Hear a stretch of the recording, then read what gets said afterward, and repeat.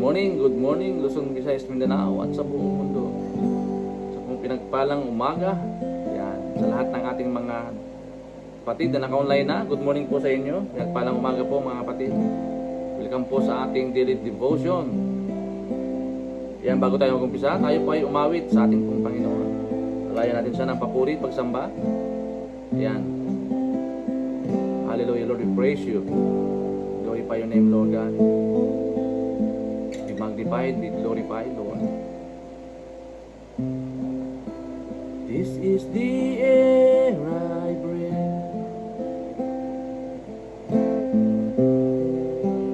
This is the air I breathe.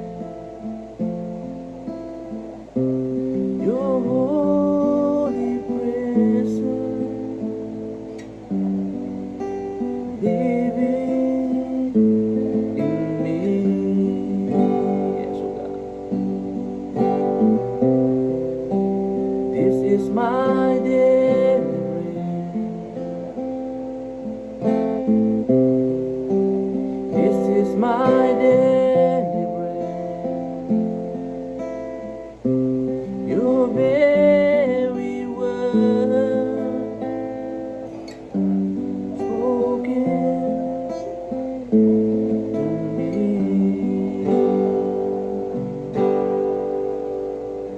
And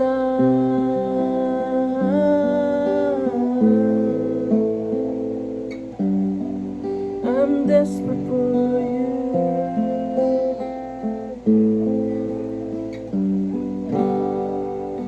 And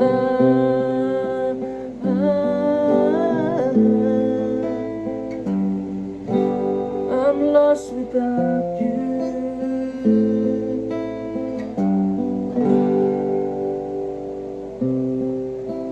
This is my daily bread. Glory, Lord. This is my daily bread. Your very word spoken to me. And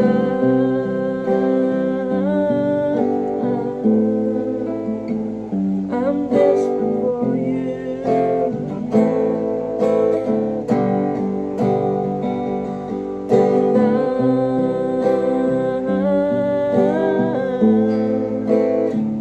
I'm lost without I'm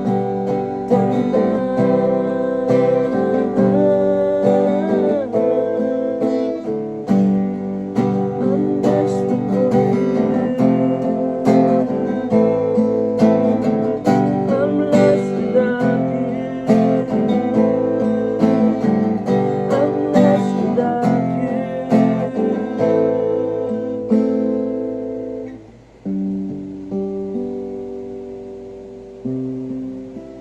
This is the air I breathe, Lord God. This is the air I breathe.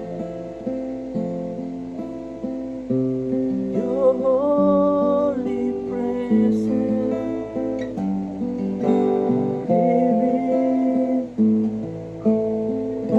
living in me. Thank you, God, for the air that I breathe today, that living in me. Thank you, God, for the daily bread na amin pong kinakain sa araw-araw. At mga salita mo, Panginoon, ang siya nagiging naming kalakasan. Marami pong salamat, O Diyos. Once again, sa oras po na ito, Panginoon,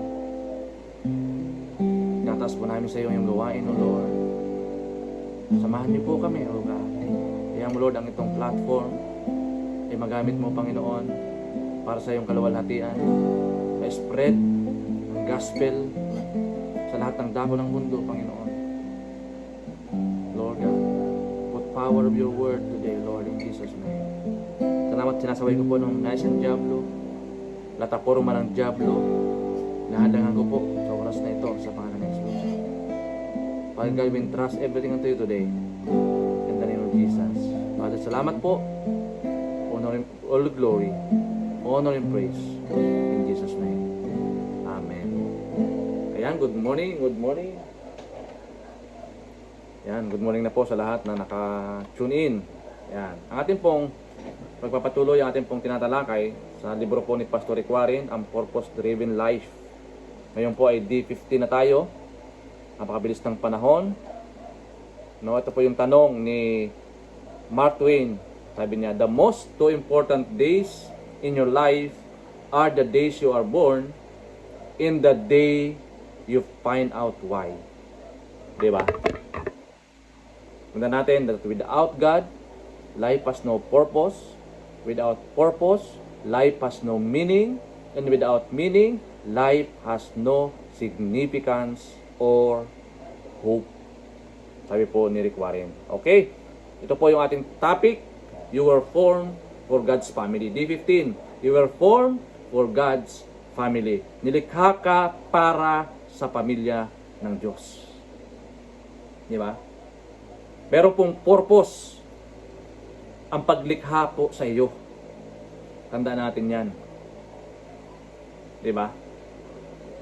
At yung po, yung pamilya ng Diyos. Sa Hebrews chapter 2 verse 10a, sabi po ng Hebrews chapter 2 verse 10a, God is the one who made all things, and all things are for its glory.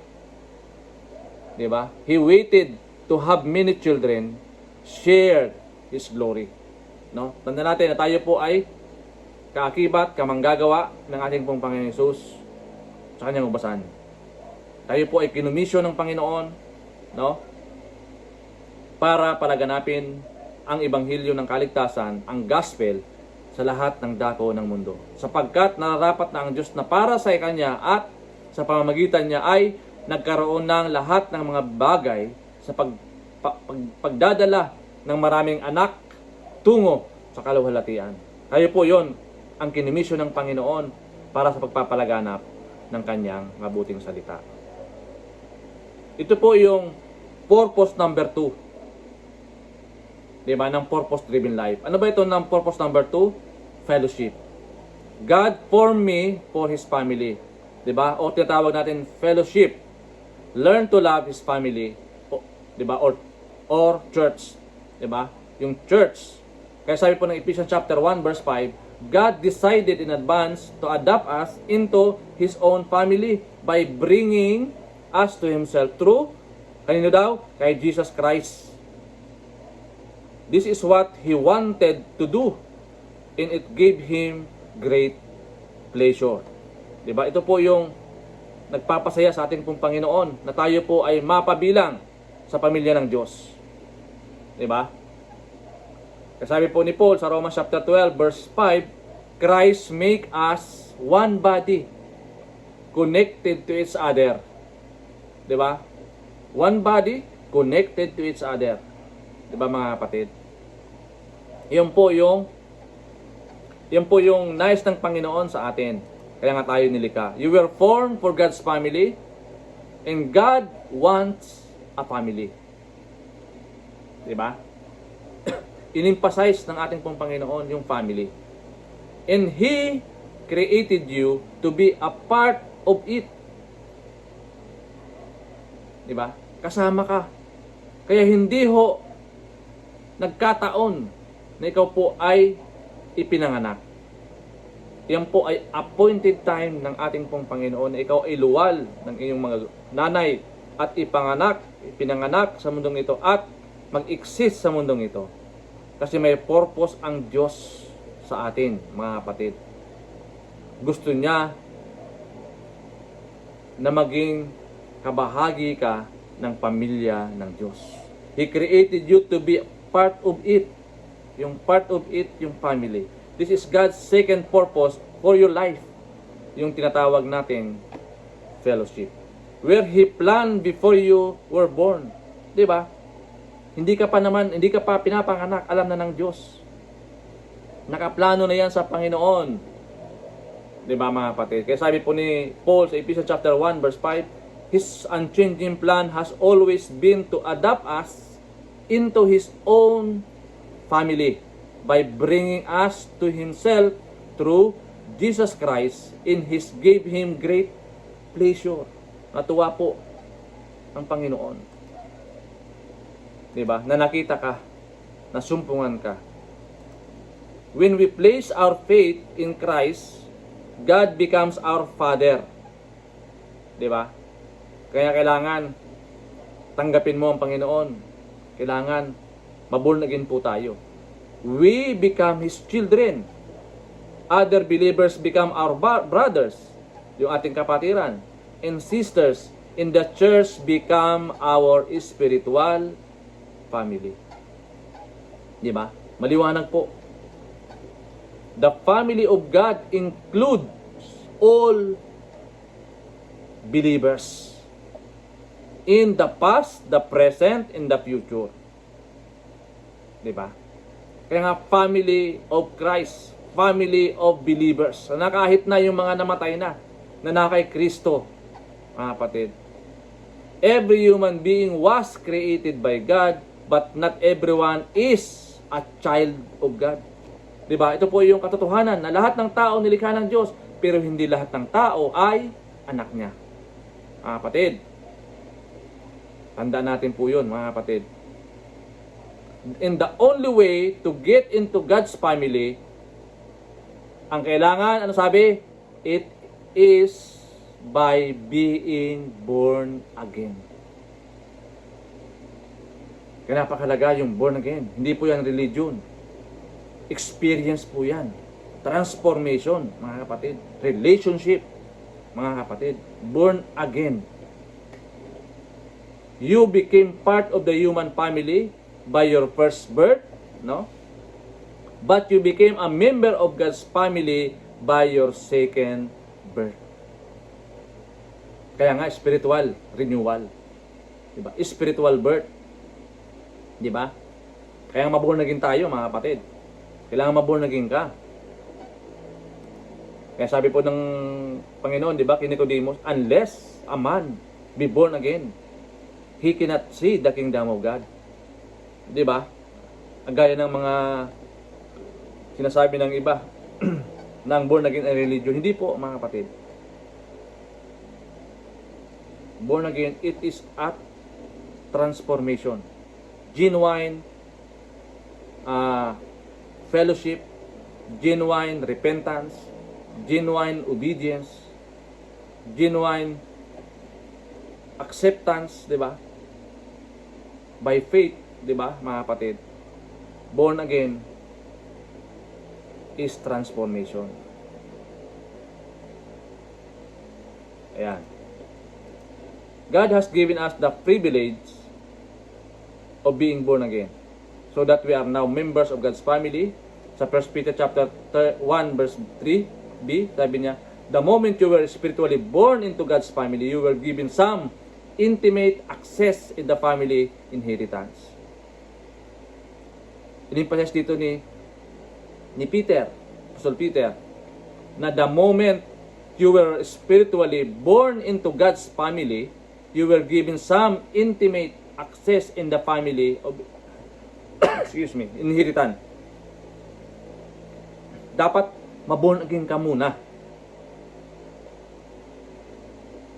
Kaya kapag belong ka na doon sa family ng ating pong Panginoon, since you are His child, everything He has belong to you. Kaya nga tayo po ang exact representation ng ating pong Panginoong Hesus. Hindi po yung mga animals. Tayo po human beings. Diba? Tayo po yun, mga kapatid. Kaya napakalaga yung value natin. Hindi tayo by chance or by product of the evolution. Hindi po, mga kapatid. Ano ba yung benefits? Ano ba yung mga benefits of being God's family? Diba? Ano ba yung mga benepisyo na kapag ikaw po ay nakapaloob doon sa family ng ating pong Panginoon? Number one, we will get to be with God forever. Ito pong napakaganda. makapiling natin ang Diyos magpakialampaman. 'Di ba? He will be with God in eternity. Kaya ang ginugol natin, eternity. We will be completely changed to be like Christ. Tayo po ay mababago, ganap na mababago, na maging katulad ng ating pong Panginoon. So, kaya nga may ano yan may transformation, 'di ba? Unless ang tao mabago yung kanyang puso, ma-renew yung kanyang puso, 'di ba? Mga kapatid, we will get to be with God forever. Yan po yung mga benefits of being family. Number 2,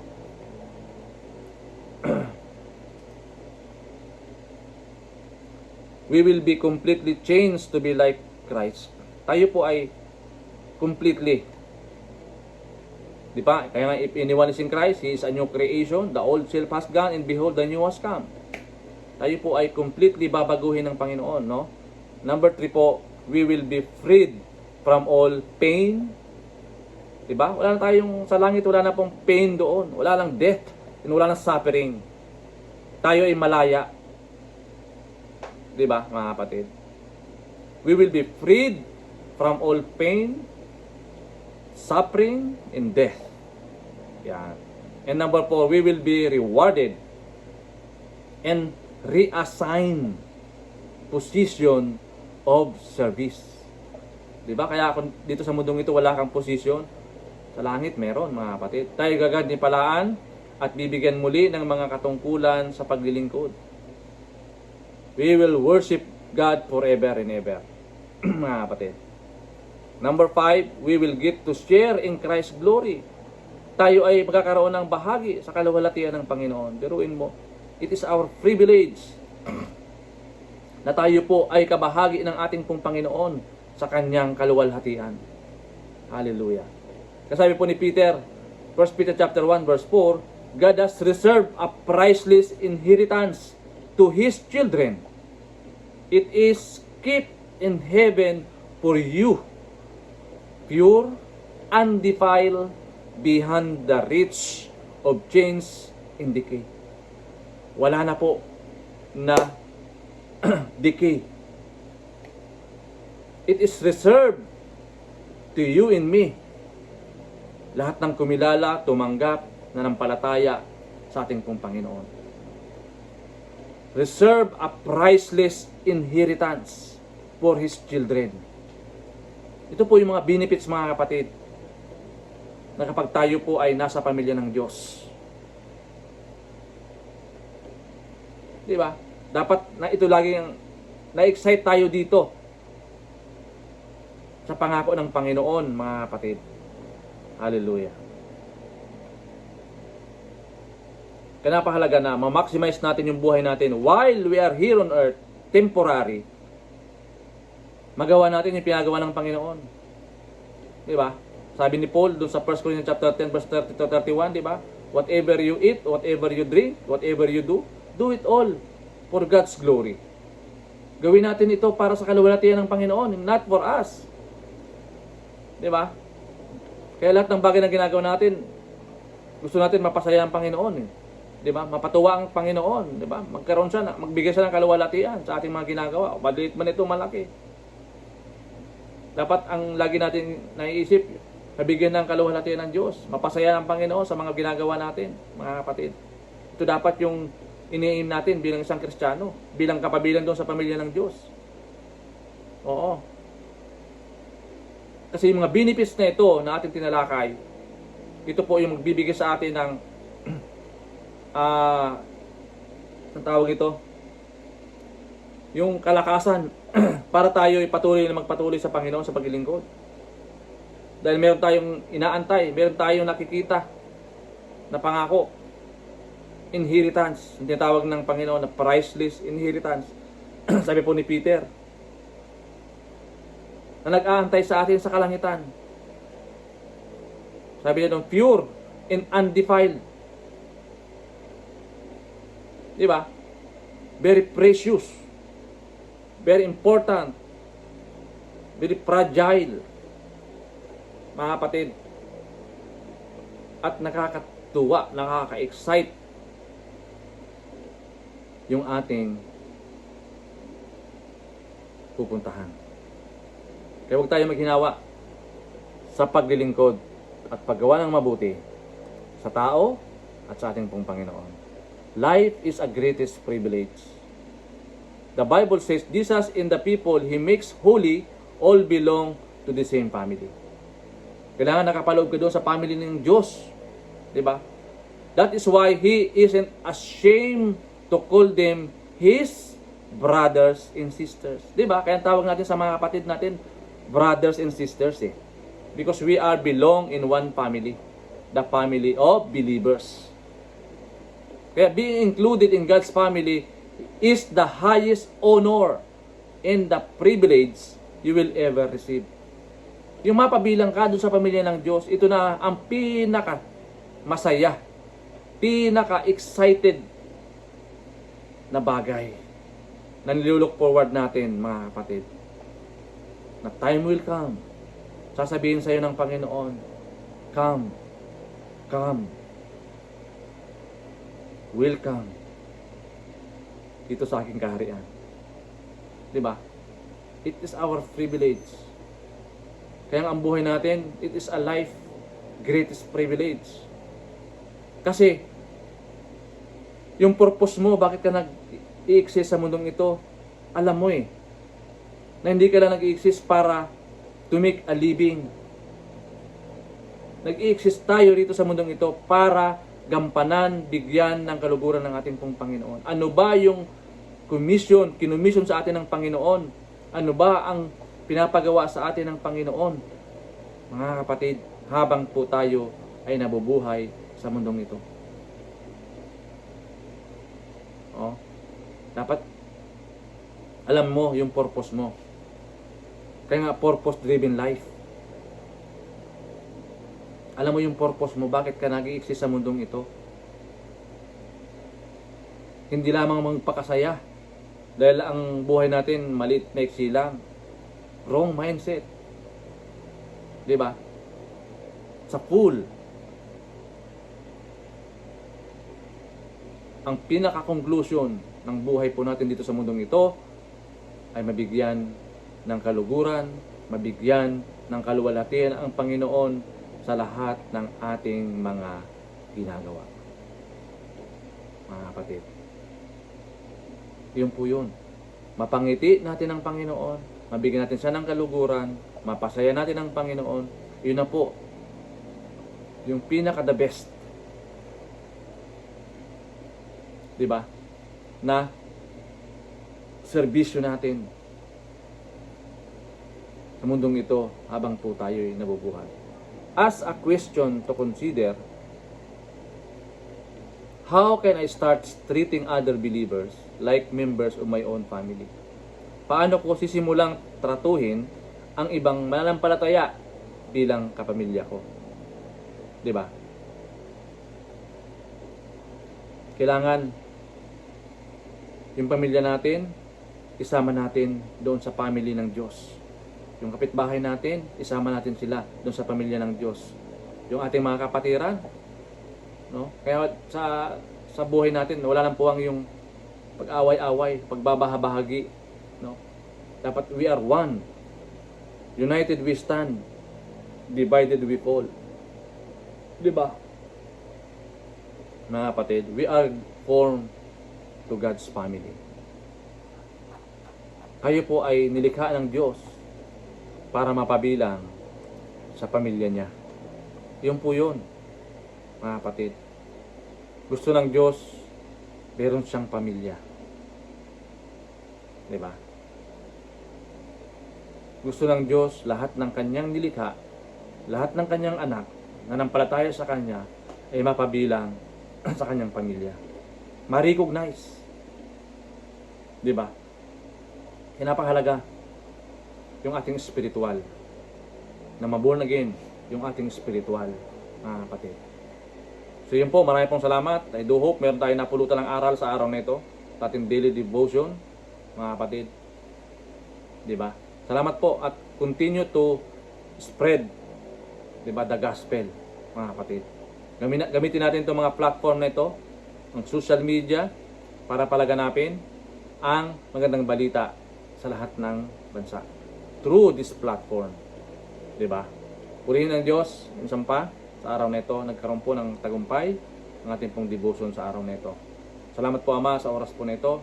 At tunay nga, Lord, amin pong inaalaala ang aming pong mga kapatid na meron pong karamdaman ngayon, Lord. I pray, touch their life, Lord. Ipadali mo po ang kagalingan na nagmumula po sa iyo, Panginoon. Salamat po sa buong maghapon na ito. Samahan niyo po kami.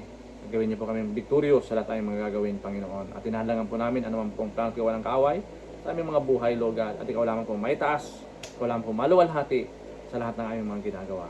Salamat po sa iyo lamang ang lahat ng papuri, pagluwalhati sa pangalan ni Jesus. Amen. God bless po, and to God be all the glory.